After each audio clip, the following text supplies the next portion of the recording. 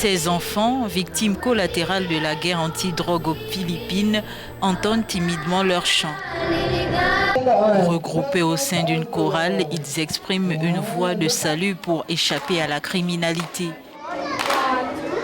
À Payatas, un arrondissement défavorisé des Philippines, la chorale rassemble environ 25 filles et garçons. Parmi ces chanteurs réguliers, tous ont perdu un père ou parfois un frère dans la violente guerre de la police contre les trafiquants et consommateurs de drogue. J'ai rejoint la chorale parce que je veux que les gens sachent ce qui nous arrive, comme les exécutions extrajudiciaires et ce que nous en pensons. Joanne, 12 ans, a connu de près ce déferlement de violences policières. Des agents se sont introduits dans sa maison familiale et ont abattu son père. Avant d'être tué, il est rentré chez lui pour fêter mon anniversaire.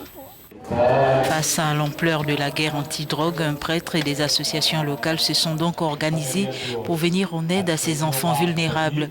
Le programme à long terme mis en place inclut des cours de musique, d'art plastique et de danse, ainsi que la chorale Oyaïsa Unos, qui signifie berceuse dans l'orage.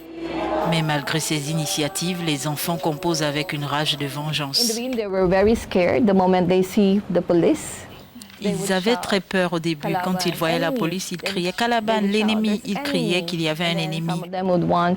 Certains d'entre eux voulaient devenir policiers ou la plupart d'entre eux répondaient qu'ils voulaient devenir policiers pour qu'en vieillissant, ils trouvent l'assassin de leur père.